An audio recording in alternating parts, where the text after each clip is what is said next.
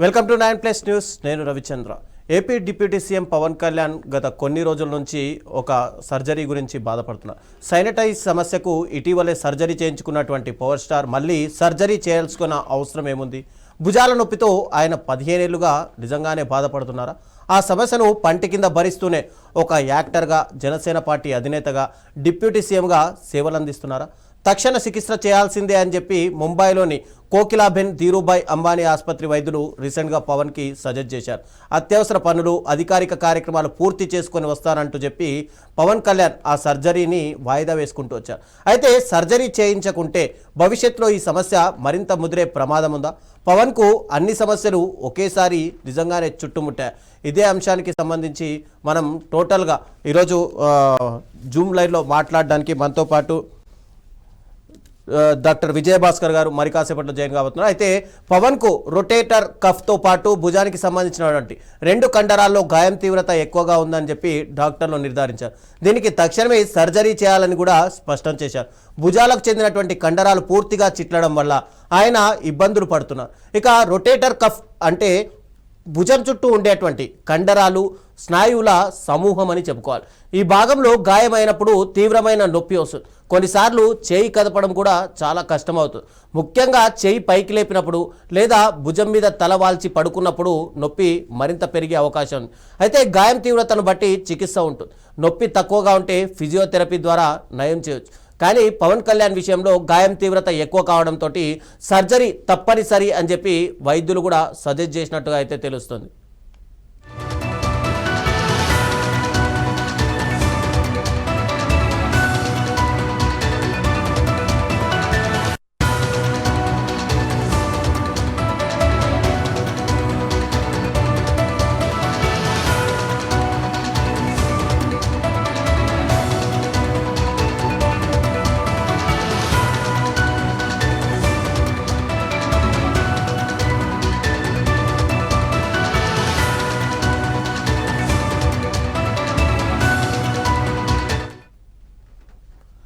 పవన్ కళ్యాణ్ గత కొన్ని రోజుల నుంచి రొటేటర్ కఫ్ అనే ఒక భుజాలకు సంబంధించినటువంటి అంటే 2 కండరాల్లో గాయం తీవ్రత ఉంది అని చెప్పి డాక్టర్లు నిర్ధారించారు. ముఖ్యంగా గబ్బర్ సింగ్ సినిమా షూటింగ్ టైంలో ఆయన ఒక గుర్రపు స్వారీ మీద అంటే గుర్రపుకు సంబంధించినటువంటి ఒక సీన్ చేస్తున్న సమయంలో ఆయన కింద పడడంతో ఈ భుజానికి గాయమైంది. కానీ 15 సంవత్సరాలుగా అటు పార్టీ కార్యక్రమాల్లో ఉండడంతో ముఖ్యంగా ప్రజల్ని కలవడం అవకాశం లేకుంటుంది అనే ఉద్దేశంతో పవన్ కళ్యాణ్ ఈ సర్జరీని చాలా వరకు పోస్ట్పోన్ చేస్తూ వచ్చారు. తర్వాత జనసేన పార్టీ కూటమి ప్రభుత్వంలో కలిపడం, తర్వాత అధికారంలోకి రావడంతో ముఖ్యంగా ప్రభుత్వానికి సంబంధించినటువంటి పనులు ఎక్కువగా ఉండడంతో పవన్ కళ్యాణ్ ఈ భుజం గాయాన్ని తాను తీవ్రత నొప్పిగా ఉన్నప్పటికీ కూడా భరిస్తూనే వచ్చాను అని చెప్పి ఇక్కడ ఆయన అభిమానులతో పాటు రీసెంట్గా నిర్మాత బండ్ల గణేష్ కూడా ఒక ట్వీట్ అయితే చేశారు.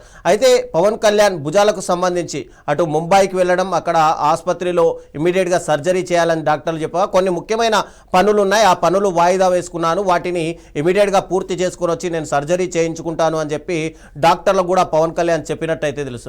అసలు నిజంగా ఈ రొటేటర్ కఫ్ అంటే ఏంటి, అసలు పవన్ కళ్యాణ్ యొక్క ముఖ్యంగా ఆరోగ్య సమస్యల వెనుక ఉన్నటువంటి కారణాలు ఏంటి, దీనికి అంటే ఈ నొప్పిని అంత నొప్పి ఉంటుందా లేదా అని ఇవన్నిటికి సంబంధించి టోటల్గా ఈ ఆరోగ్య సమస్యలకు, ఈ నొప్పులకు సంబంధించినటువంటి విషయాలను తెలుసుకోవడానికి మనతో పాటు డాక్టర్ విజయభాస్కర్ గారు, senior orthopaedic surgeon, LIMS hospital నుంచి ఉన్నారు. Sir, good evening. Sir, good evening అండి. అంటే రీసెంట్గా ఈ పవన్ కళ్యాణ్ అటు ముంబైలోని ఒక హాస్పిటల్కి వెళ్ళినప్పుడు ఇక్కడ రొటేటర్ కఫ్కి సంబంధించినటువంటి ఇష్యూ ఉంది, త్వరలోనే సర్జరీ చేయించుకోవాలని చెప్పి డాక్టర్లు అయితే సజెస్ట్ చేశారు. అసలు ఇంతకు ఈ రొటేటర్ కఫ్ అంటే ఏంటి, అసలు నొప్పి ఎలా ఉంటుంది దీనికి సంబంధించి? నేను ప్రొఫెసర్ డాక్టర్ విజయభాస్కర్ అండి, సీనియర్ ఆర్థోపెడిక్ ప్రెసిడెంట్ ని, అలాగే ఇప్పుడు HOD LIMS hospital orthopaedic department. Rotator cuff of the shoulder అనేది మనకు యూజువల్ గా అబ్డక్షన్ కోసం, అంటే చెయ్యి మనం పైకి ఎత్తినప్పుడు ఏదైతే మనల్ని ఒక కండరం పైకి లాగుతుందో దాన్ని సూప్రాస్పైనటస్ టెండన్ అని అంటాం. సూప్రాస్పైనటస్ టెండస్ అన్నది మేజర్ గా ఈ స్కాపులా బోన్ నుంచి ఈ షోల్డర్ క్రాస్ అయ్యి షోల్డర్ ని ఇలా పైకి లిఫ్ట్ చేస్తుంది. సో యూజువల్ గా షూటింగ్ టైంలో ఏదన్నా అంటువర్డ్ ఇన్సిడెంట్స్ అయ్యి చిన్న minor injury or major injury అయినప్పుడు కానీ ఇది ఆ టెండన్, ఆ కండరం ఏదైతే ఉందో అది కట్ అవ్వదు. సో యూజువల్ గా చిన్నగా కట్ అయితే అది నెగ్లెక్ట్ చేస్తారు, పెద్దగా పట్టించుకోరు. మేనేజబుల్ ఉంటుంది. చేయి ఎత్తడం దించడం అంతా చిన్న నొప్పి ఉంటుంది, ఆ నొప్పికి మాత్రలు వేసుకుని ఉంటాడు.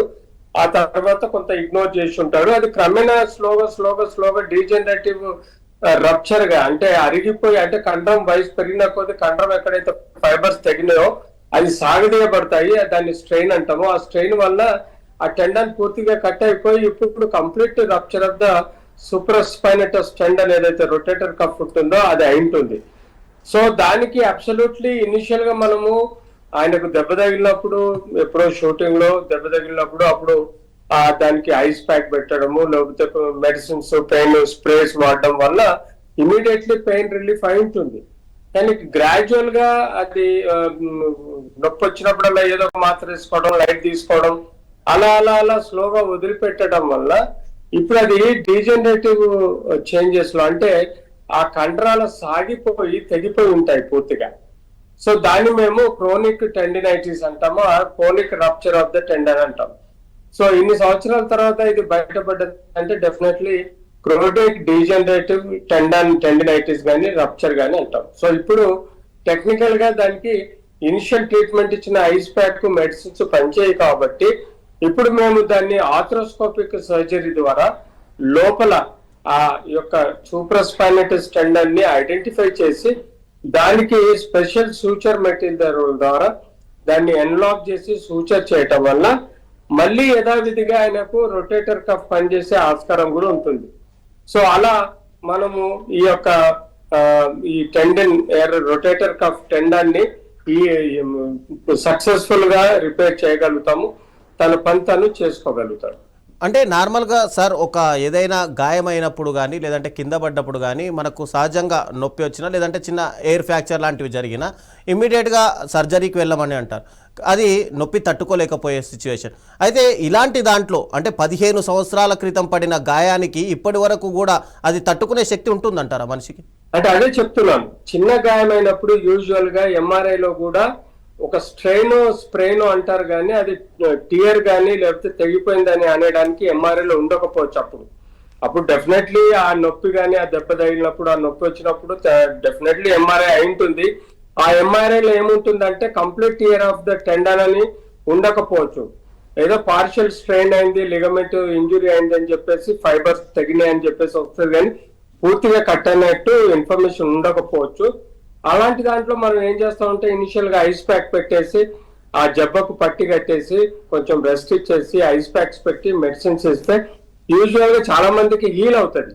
కానీ చాలా యాక్టివ్ గా ఉండే పర్సన్ ఎవరైతే షూటింగ్లలో కానీ దేనిలో బాగా బిజీ ఉండి చెయ్యి వాడకడం, అంటే ఆయన ఎక్కువగా స్పోర్ట్స్ యాక్టివిటీస్ కానీ లేకపోతే కొన్ని మనం చేసే స్పోర్ట్స్ జిమ్నాస్టిక్స్ కానీ లేకపోతే ఆయన ఏమన్నా గన్ వాడడం లాంటి విల్లు వాడడం కానీ ఇట్లాంటివి ఏమన్నా ఎక్కువగా ప్రాక్టీస్ షూటింగ్ కోసం చేసి ఉంటే డెఫినెట్లీ అది గ్రాడ్యువల్ గా ఇప్పటికీ అది తెగిపోయి ఉంటుంది, అంటే ఇప్పుడు రప్చర్ అయి ఉంటుంది. సో అది క్రోనిక్ అంటారు, అంటే దీర్ఘకాల వ్యాధి లాగా. దీర్ఘకాల వ్యాధిలో నొప్పి అంత ఎక్కువగా ఇమ్మీడియట్ గా తెలవదు, అది అప్పుడప్పుడు వస్తుంటది పోతుంటది. సో ఆ ఇగ్నోరెన్స్ వల్ల ఇప్పుడు అది కండరం పూర్తిగా తెగినట్టుగా అనిపిస్తుంది. కాబట్టి ఇప్పుడు ఈ తెగిన ఈ సూపర్స్పైనస్ టెండన్ ని చిన్న కీహోల్ రంధ్రం ద్వారా మనము ఆర్థ్రోస్కోపీ అంటాము, తద్వారా దాన్ని సూచర్ చేస్తాం. స్పెషల్ సూచర్ మెటీరియల్ ఉంటుంది, సూచర్ చేయటం వల్ల యథావిధిగా ఆయనకు హీలింగ్ బాగా అవుతుంది, పనులు చేసుకోవడానికి కూడా మంచి ఆస్కారం ఉంటుంది. అంటే నార్మల్గా ఒక భుజం నొప్పికి ఈ రొటేటర్ కఫ్ గాయానికి ఏంటి different? What is the different? భుజం నొప్పి అనేది జనరల్ వర్డ్. భుజంలో జాయింట్ ఉంటది, ఎముకలు ఉంటాయి, కండరాలు ఉంటాయి, నరాలు ఉంటాయి, రక్తనాళాలు ఉంటాయి, లిగమెంట్స్ ఉంటాయి, అన్ని ఉంటాయి. సో స్పెసిఫిక్ గా తన విషయంలో రొటేటర్ కఫ్ అంటే ఆ ఒక పార్ట్, అందులో 10 పార్ట్స్ ఉంటాయి భుజంలో. 10 పార్ట్స్ కు ఒక్కొక్క ఏరియాలో ఒక్కొక్క పెయిన్ వస్తుంది. సో అలాగే ఈ రొటేటర్ కఫ్ ఇంజురీలో ఒక చోటనే పెయిన్ వస్తుంది, అది చైన్ లిఫ్ట్ చేయడంలో కొంచెం డిఫికల్టీ అవుతుంది. సో కంప్లీట్ తెగింటే మొదటిసారి తను ట్రీట్మెంట్ తీసుకునేవాడే, కానీ అది ఇన్కంప్లీట్ టియర్, పార్షియల్ టియర్ అవటం వల్ల దానికి మెడికల్ ట్రీట్మెంట్ తీసుకున్నాడు. కానీ అది గ్రాడ్యువల్ గా కొన్ని సంవత్సరాల లోపల అది పూర్తిగా తెగిపోయి chronic rupture of the tendon గా భావించడం జరుగుతుంది. సో షోల్డర్ జనరలైజ్ గా 10 సమస్యలకు షోల్డర్ పెయిన్ ఉన్న స్పెసిఫిక్ ఒక్కొక్క దాన్ని తీసుకొని మనం పరిశీలించాలి. అందులో ఈ రొటేటర్ కఫ్ అంటే సూపర్ స్పైనటస్ టెండన్ యొక్క రప్చర్ గా చెప్పడం జరుగుతుంది. ఎస్, అంటే ఈ రొటేటర్ కఫ్, ఈ ఫ్రోజన్ షోల్డర్ అని అంటుంటారు, రెండు ఫ్రోజన్ షోల్డర్ వేరండి, రొటేటర్ కఫ్ వేరండి. ఫ్రోజన్ షోల్డర్ అనేది భుజం లోపల జాయింట్స్ లోపల ఆయిల్ ఉంటుంది, దాన్ని సైనోవెల్ ఫ్లూయిడ్ అంటాము.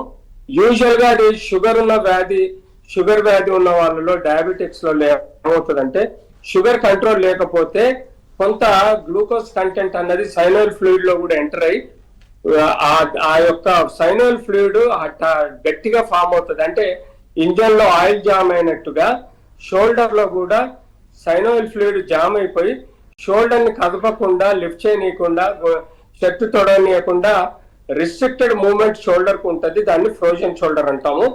అది యూజువల్ గా ఆపరేషన్ లేకుండా ప్రాపర్ షుగర్ కంట్రోల్ చేసుకొని రోజు మంచి ఫిజియోథెరపీ, మంచి షోల్డర్ ఎక్సర్సైజ్, రొటేటరీ ఎక్సర్సైజ్ చేస్తే ఆ యొక్క షోల్డర్ ప్రాబ్లం అనేది ఈజీగా సాల్వ్ అయ్యే సమస్య. దానికి ఆపరేషన్ అవసరం లేదు. బట్ కొంతమందికి అసలు చెయ్యి మూమెంట్ చేయలేని వ్యక్తి ఎవరైతే ఉంటారో వాళ్ళకు మేము మత్తు ఇచ్చేసి ఆ చెయ్యిని బలవంతంగా మూమెంట్ మాన్యువర్ చేసి ఆ మూమెంట్ ఫ్రీగా అయ్యే విధంగా, పెయిన్ లేకుండా ఇంట్రా జాయింట్ లోపలికి ఒక పిఆర్పి ఇంజెక్షన్ కానీ లేకపోతే ఒక స్టెరాయిడ్ ఇంజెక్షన్ కానీ ఇవ్వటం వల్ల వాళ్ళకి ఫ్రోజన్ షోల్డర్ ఈజీగా మళ్ళీ నొప్పి తగ్గుతుంది, రొటేషన్స్ అన్ని నార్మల్ గా వస్తాయి. అంటే ఫిజియోథెరపీ వల్ల ఈ సమస్యలు ఏమైనా తగ్గే అవకాశాలు ఉన్నాయి? ఫిజియోథెరపీ వల్ల కలగదు. ఫిజియోథెరపీ ఇవ్వటం వల్ల ఈ సమస్యలు సాల్వ్ అయ్యే సమస్య ఉంటుంది, సాల్వ్ అయ్యే ఆస్కారం ఎక్కువగా ఉంటుంది.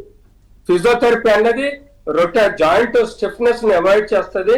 అంతేకాకుండా ఆపరేషన్ చేసిన చెయ్యికి రికవరీ చేయడానికి తొందరగా ఫిజియోథెరపీ దోహదపడుతుంది. యా, అయితే ముఖ్యంగా ఇప్పుడు ఈ మధ్య కాలంలో మనం చూసుకుంటే కనుక ఎక్కువగా జెన్జీ అనేది వ్యాయామాల మీద మెయిన్గా దృష్టి పెట్టింది. అయితే తప్పుడు వ్యాయామాలు చేయడం వల్ల కూడా ఏమైనా సమస్యలు వచ్చే అవకాశాలు ఉన్నాయా సార్ దీనికి సంబంధించి? ప్రాక్టికల్ గా చెప్తే వాళ్ళంతా సెలబ్రిటీస్ అంతా టెక్నికల్ గా మంచి జిమ్నాస్టిక్స్ తోటి కానీ, లేదా జిమ్ బిల్డర్స్ కానీ, లేకపోతే వెల్ ట్రైన్డ్ పీపుల్ తోటి ముందు వార్మప్ చేసిన తర్వాతనే ఏదైనా స్పోర్ట్స్ యాక్టివిటీ కానీ లేకపోతే ఏదైనా ఫైట్ కానీ చేస్తారు. అంతేగాని తొందరపడి ఏది చెయ్యరు. But unfortunately accident is accident. అలా కూడా చేసేటప్పుడు కూడా ఏదైనా ట్రివియల్ ఇంజరీ అంటే తెలియని చిన్న ఇంజురీస్ వల్ల కూడా షోల్డర్ లో ఇట్లాంటి లిగమెంట్స్ కానీ, మజిల్స్ కానీ, లేకపోతే ఆ 2 పొరలు కానీ దెబ్బతినే ఆస్కారం ఉంటది. So but very difficult to say unless until మనకు ప్రాపర్ గా రికార్డ్స్ ఉంటే గానీ, అంటే ఎప్పుడో షూటింగ్ లో పాల్గొని దెబ్బ తగిలిన దానికి అప్పుడు తీసిన ఎంఆర్ఐలు, మధ్యలో తీసిన ఎంఆర్ఐలు, ఇప్పుడు తీసిన ఎంఆర్ఐలు చూసుకొని మనకు దేని వల్ల వచ్చిందని చెప్పడానికి ఆస్కారం ఉంటుంది. కానీ పర్టికులర్ గా ఈ జిమ్ లో ప్రయత్నాలు చేసేటప్పుడు, ట్రైనింగ్ అయ్యేటప్పుడు తగిలినాయా, లేకపోతే ఇంజురీ సినిమా షూటింగ్ ఇంజురీ తగిలిందా అని చెప్పడానికి కూడా మనకు series of X rays, series of MRIs మన దగ్గర ఉంటే ఆ టైం కరెస్పాండెన్స్ చూసుకొని ఏ టైంలో ఏం యాక్టివిటీ చేశారు, ఆ ఎంఆర్ఐ ఏం చూస్తుంది, ఇప్పుడు ఏమైంది, ఇప్పుడు ఎంఆర్ఐ ఏం చూస్తుందని మనం బేరీజ్ వేసుకొని చెప్పడానికి ఆస్కారం ఉంటుంది. ఎస్, అంటే సర్జరీని కనుక ఒకవేళ వాయిదా వేసుకుంటే భవిష్యత్తులో ఈ గాయం కనుక మరింత ముదిరి ఇదేమైనా శాశ్వత ప్రమాదంగా మారే అవకాశాలు? అంత వరి అవ్వాల్సిన ఇష్యూ కాదండి. ఓన్లీ డిస్కంఫర్ట్ ఉంటుంది, పెయిన్ ఉంటుంది, కొంత స్టిఫ్నెస్ పెరుగుతుంది. బట్ అదర్వైజ్ ఎంత ఎర్లీగా టెండన్ రప్చర్ అయిందని తెలుసుకున్న తర్వాత ఎంత ఎర్లీగా సర్జరీ చేయించుకుంటే తనే కంఫర్టబుల్ గా ఉంటుంది, స్టిఫ్నెస్ రాదు, అండ్ రొటీన్ పనులు చేసుకోవడానికి ఆయనకు కూడా అనుకూలంగా ఉంటుంది. అంతే తప్ప ఇది హార్ట్ కాదు, లంగ్ కాదు, బ్రెయిన్ కాదు, ఏదో చేయకపోతే ఏదైనా అవుతుందా అనేది. ఇది జస్ట్ లిగమెంట్ కాబట్టి ఆయన కంఫర్టబుల్ కండిషన్, ఆయన టాలరేట్ చేయగలుగుతాడు, పనులు చేసుకోగలుగుతాడు అంటే వదిలేయచ్చు. లేదు ఆయనకు ఇబ్బంది అవుతుంది అంటే ఆ రొటేటర్ కఫ్ ని రిపేర్ చేయటం వల్ల కూడా మనకు ఆయనకు అనుకూలంగా ఉంటది, నొప్పి ఉండదు, అండ్ ఫర్దర్ ఏ యాక్టివిటీస్ అయినా చేయొచ్చు. ఎస్, ముఖ్యంగా అంటే పవన్ కళ్యాణ్ ఇష్యూని పక్కన పెడితే ఈ మధ్య కాలంలో మనం జంజీని చూసుకుంటే కనుక లేదంటే ఇంట్లో వేరే మహిళల్ని వాళ్ళని చూసుకుంటే కనుక ఏదైనా దెబ్బ తాకినా లేదంటే ఏదైనా పెయిన్ వచ్చినా ఇమ్మీడియట్గా వాళ్ళు పెయిన్ కిల్లర్నో లేదంటే పెయిన్ ఇంజెక్షన్నో సజెస్ట్ చేస్తున్నారు. దీనివల్ల ఫ్యూచర్లో ఏమైనా ప్రమాదాలు ఉండే అవకాశాలు ఉన్నాయంటారు? చేయండి. ఇప్పుడు పెయిన్ అన్నది మనకు డిస్ట్రక్టివ్, అంటే మన మైండ్ కి అది పెద్దగా ఇబ్బంది పెట్టే సబ్జెక్ట్ అండి. పెయిన్ అన్నది సహించలేని వాళ్ళు కంపల్సరీ యాంటీడోట్ తీసుకోవాలి. పెయిన్ కి పెయిన్ కిల్లర్ తీసుకోక తప్పదు. ఎందుకంటే ఆ పెయిన్ అగ్రివేట్ అయితే ఆ పెయిన్ పెరిగే ఆస్కారంతో పాటు డ్యామేజ్ అయ్యే ఆస్కారం కూడా ఉంటుంది. సో ఒకటి. రెండోది, డే టు డే యాక్టివిటీస్ లో మనం ఒక క్షణం నిద్రపోవాలన్నా ఒక క్షణం ఏ పని చేసుకోవాలన్నా పెయిన్ అన్నది ఉండకూడదు. సో ఉండకూడదు అంటే పెయిన్ కిల్లర్ యాంటీడోట్ తీసుకోవాల్సిందే. సో అది ఫస్ట్ అండ్ ప్రైమరీగా మనం పెయిన్ ని తక్కువ చేసే పద్ధతిలో మాత్రలు వాడుకోవాలి, ఇంజెక్షన్స్ వాడుకోవచ్చు, తప్పులేదు. కానీ అది సబ్సిక్వెంట్ గా పెయిన్ కంటిన్యూస్ గా కొన్ని రోజులు నెలలు ఉన్నప్పుడు దాన్ని ఎవాల్యుయేట్ చేసుకోవాలి. ఎక్స్రే, ఎంఆర్ఐ, సిటీ స్కాన్ ద్వారా, అలాగే కొన్ని రక్త పరీక్షల ద్వారా కూడా ఎవాల్యుయేట్ చేసుకొని దాన్ని అప్రోప్రియేట్ డయాగ్నోసిస్ కరెక్ట్ మనం ఒక ఆర్థోపెడిక్ సర్జన్ తో చేయించుకొని కరెక్ట్ గా దాన్ని డయాగ్నోస్ చేసుకున్నప్పుడే మన సమస్యను తీర్చితే ఇబ్బంది లేకుండా ఉంటుంది. ఇప్పుడు ఎగ్జాంపుల్ పవన్ కళ్యాణ్ గారు, ప్రాబబ్లీ ఆ సినిమా అప్పుడు దెబ్బ తగిలింది, బట్ అప్పుడు ఎంఆర్ఐ తీసుంటారు. అది ప్రాబబ్లీ చిన్న దెబ్బ కదా అని చెప్పేసి ఎంఆర్ఐలో ఉండుంటే అలాగే మేనేజ్ చేస్తూ ఉండిపోయాడు. కానీ ఇప్పుడు అది అగ్రివేట్ అయిందంటే దాని అర్థం అది గ్రాడ్యువల్ గా ఏజ్ పరంగా లోపల షోల్డర్ లో అట్లా డ్యామేజ్ వస్తూ క్రోనిక్ గా మారిపోయి దీర్ఘకాల వ్యాధిగా మారిపోయి టెండన్ పూర్తిగా తెగిపోయిందని అనుకుంటున్నాం. కాబట్టి ఇప్పుడు ఇబ్బంది ఎక్కువైంది. కాబట్టి ఇప్పుడు ఎంఆర్ఐ రిపోర్ట్ లో రప్చర్ ఉంది. కాబట్టి దాన్ని ఇప్పుడు సర్జికల్ ట్రీట్మెంట్ చేయాలి. కానీ అప్పుడే సర్జరీ చేసి ఉంటే బాగుండని అనుకోవడానికి వీలుండదు. ఎందుకంటే అప్పుడు కేవలం స్ట్రెయిన్ కి కరెక్ట్ రెస్ట్, బెడ్ రెస్ట్, పట్టి అండ్ ఐస్ సపోర్ట్ ఇవన్నీ ఇచ్చి ఉంటే అప్పుడే హీల్ అయిపోయి ఉండేదేమో. కానీ తన బిజీ షెడ్యూల్ ప్రకారం పనులు చేయటం వల్ల అది క్రోనిక్ గా మారిపోయి ఈ పరిస్థితికి వచ్చి ఉంటుంది. ఇప్పటికైనా నథింగ్ టు వరీ. అదేం పెద్ద మేజర్ గుండె, ఊపిరితిత్తులు, బ్రెయిన్ కి సంబంధించిన సమస్య కాదు. ప్రాపర్ గా అది ఆర్థ్రోస్కోపిక్ సర్జరీ ద్వారా ట్రీట్ చేయగలిగితే ఈ will be all right. Yes. ఈ మధ్య సోషల్ మీడియా యుగం వచ్చిన తర్వాత ముఖ్యంగా చూసుకుంటే కనుక ఇన్స్టాగ్రామ్లలో కానీ యూట్యూబ్లలో కానీ ప్రతి ఒక్కరు డాక్టర్లు అయిపోయారు. దాని ద్వారా ఈ బెల్టులు వాడండి, లేదంటే ఆయిల్స్ వాడండి, లేదంటే హోమ్ రెమెడీస్ వాడండి అంటూ ప్రతి ఒక్కరు సజెషన్స్ ఇస్తున్నారు. దీనివల్ల ఫ్యూచర్లో ఏమైనా అనర్థాలు జరిగే ఉందా? కంపల్సరీ డాక్టర్లని సంప్రదించాలంటారు ఇలాంటి వచ్చినప్పుడు? సైంటిఫిక్ వేలో ఆలోచిస్తే ఇట్స్ అన్ ఐడియల్ అండి. నేను అనేది ఏంటంటే ఒక ఆర్థోపెడిక్ సర్జన్ కానీ, ఒక అలోపతి డాక్టర్ కానీ, anatomy, physiology, pathology and orthopaedic ఇవన్నీ సబ్జెక్ట్స్ లలో క్లియర్ కట్ గా మనకు సైన్స్ ప్రకారం జరిగే ఇష్యూస్ బేరీజ్ వేసుకోవాలి. మేము అన్నిటికీ సర్జరీని ఎవరితో అనటం లేదు. మేము అన్నిటికీ మెడికల్ ట్రీట్మెంట్ పట్టీలు వేస్తే సరిపోతుందని కూడా. మేము స్పెసిఫిక్ గా ట్రామాని 4 స్టేజెస్ లో డివైడ్ చేసుకుంటామండి. ఒక స్టేజ్, 2 స్టేజ్, 3వ స్టేజ్, 4వ stage. First stage 25% damage, second stage 50% damage, third stage 75% damage, 4th stage 100% damage. So technical గా మనం ఇనిషియల్ గా వాళ్ళకు ఐస్ ప్యాక్, పట్టీలు, సింపుల్ గా local rest part and pain killers, మందులు మంచిగా ఇస్తాం. తద్వారా స్టేజ్ 1 లోనే చాలా మందికి హీల్ అవుతుంది. దాదాపుగా 50% వాళ్ళకి హీల్ అయిపోతుంది. ఒక 50%, ఒక 10% వాళ్ళలో 50% డ్యామేజ్ అవుతుంది. వాళ్ళకి కొన్ని ఇంజెక్షన్స్ ఇవ్వడం, లోకల్ గా కొంత ఫిజియోథెరపీ ప్రాపర్ గా ఇవ్వడం మేము చేస్తాము.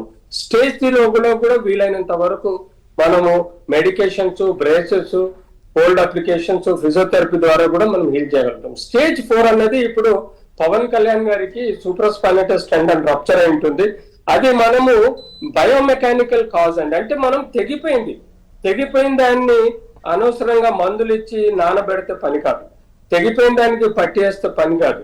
తెగిపోయిన దానికి ఫిజియోథెరపీ ఇస్తే పని కాదు. తెగిపోయిన దానికి మనము ఆయింట్మెంట్ రాస్తే తగ్గేది కాదు. తెగిపోయిన దాన్ని బయోమెకానికల్ గానే హ్యాండిల్ చేయాలి. కేవలం ఆయుర్వేద మెడిసిన్స్, లేదా హోమియోపతి మెడిసిన్స్, లేకపోతే యునాని మెడిసిన్స్, లేకపోతే సుజోక్ మెడిసిన్స్, ఇట్లాంటి ఎన్నో రకాల ఆల్టర్నేట్ ట్రీట్మెంట్లు కేవలం స్టేజ్ 1, 2లోనే ప్రాబబ్లీ హెల్ప్ చేయవచ్చు. కానీ స్టేజ్ 3, 4లో తప్పనిసరిగా దానికి సర్జరీ అవసరం ఉంటుంది. మేము హ్యాండిల్ చేసే ఈ రొటేటర్ కఫ్ ఇంజురీస్ లో 70% కన్జర్వేటివ్ గా ట్రీట్ చేసి బాగు చేసే పద్ధతులు ఉన్నాయి మా దగ్గర.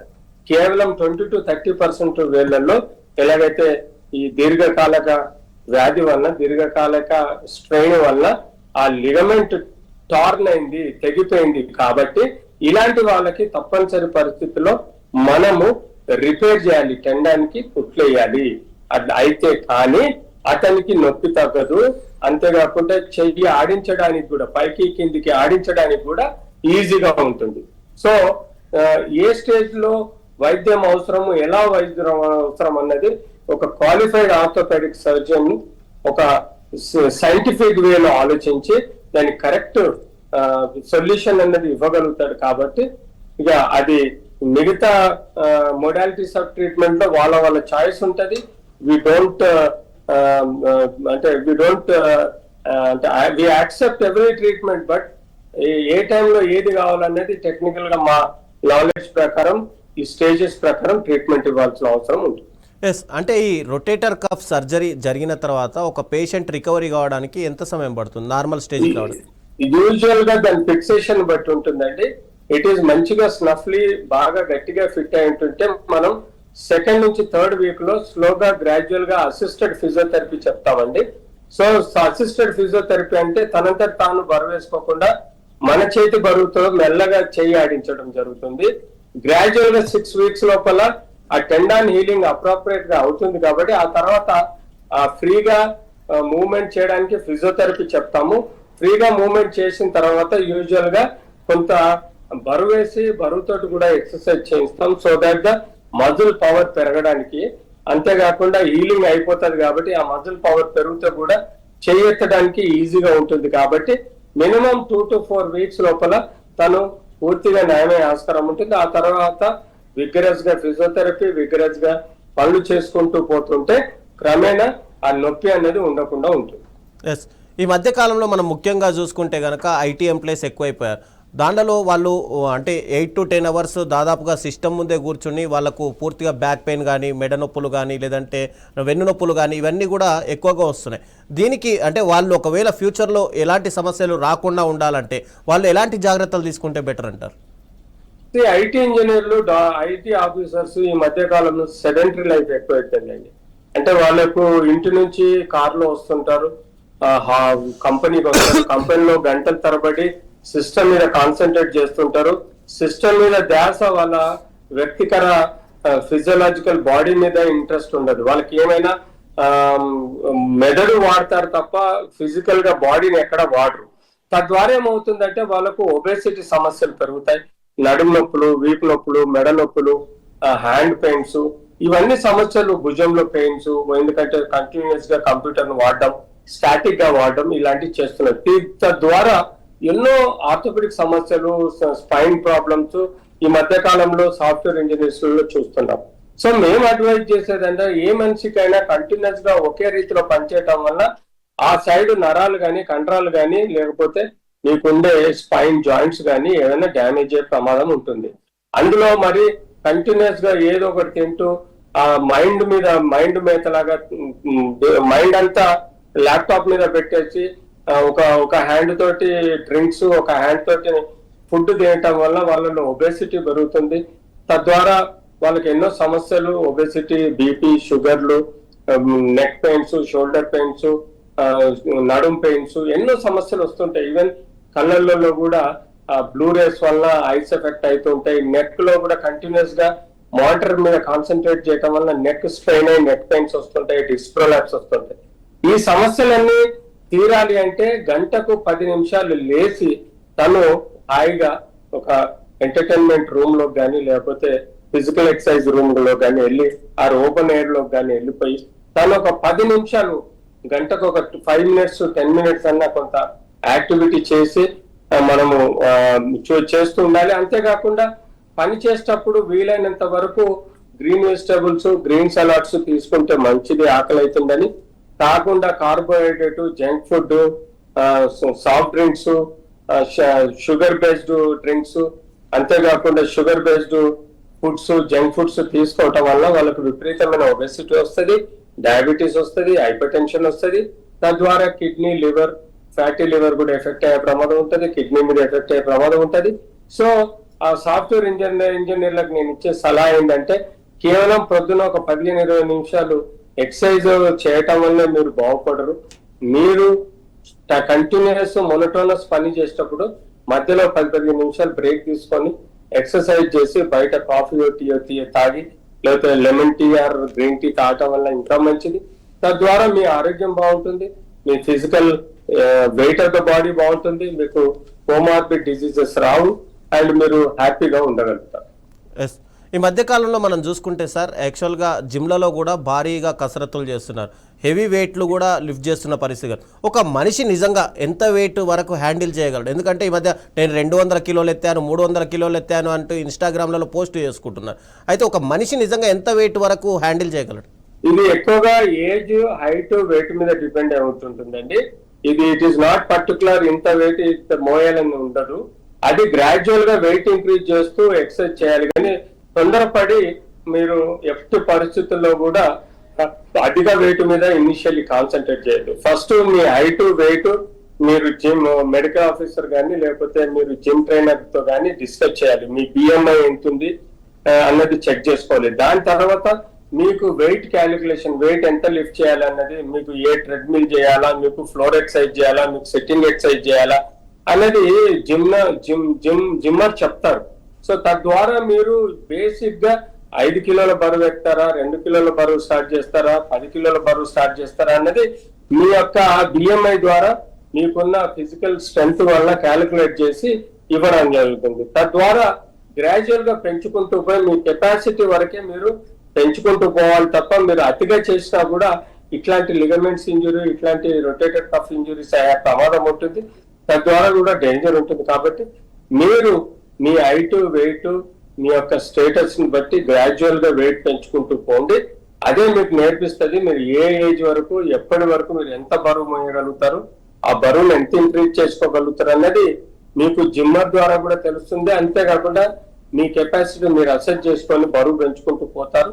తద్వారా మీకు సక్సెస్ రేట్ బాగుంటుంది. ఎస్, 9+ న్యూస్ ప్రేక్షకుల కోసం ముఖ్యంగా ఒక మనిషి హెల్తీగా ఉండాలి అంటే ఎలాంటి యాక్టివిటీస్ ఉండాలి అని చెప్తారు మీరు? బ్యాలెన్స్డ్ డైట్ మోస్ట్ ఇంపార్టెంట్ అండి. మీరు ఈ మధ్య కాలంలో కార్బోహైడ్రేట్ ఎక్కువ తీసుకోవటం వల్ల ఒబెసిటీ వచ్చి, బీపీ, షుగర్లు వచ్చి, లివర్ డిసీజ్, ఫ్యాటీ లివర్, ఎన్నో సమస్యలు వస్తున్నాయి. So I suggest that carbohydrate అవసరం ఉన్నంతనే తీసుకోవాలి. ఎంత క్యాలరీ నీకు ఎనర్జీ అవసరమో అంతే తీసుకోండి.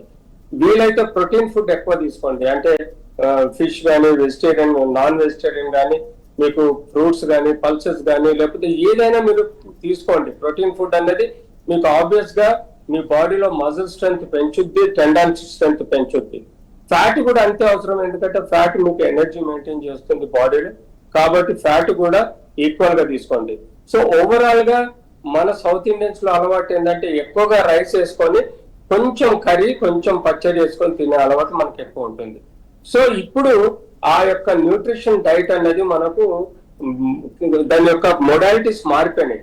ఇప్పుడు మనం కార్బోహైడ్రేట్ తక్కువ తీసుకొని, ప్రోటీన్ ఎక్కువ తీసుకొని, ఫ్యాట్ సరిపోయేంత తీసుకొని, అంటే ఫ్యాట్ అంటే మీరు ఈవెన్ గీ తీసుకున్నా మంచిదే, లేకపోతే మీకు ఒలివ్ ఆయిల్ లాంటివి తీసుకున్నా పర్వాలేదు. ఆర్ ఎనీ ఫుడ్స్ లలో కూడా ఎంతో కొంత ఫ్యాట్ ఉంటుంది, తీసుకోండి. So protein is the best for any growing బాడీకి. సో ప్రోటీన్ తీసుకోవాలి. పొద్దున్న లేవగానే ఫిజికల్ ఎక్సర్సైజ్ చేయండి, ప్రాణాయామం చేయండి. మీ లంగ్స్, మీ యొక్క అవయవాలన్నీ శుద్ధిగా అవుతాయి.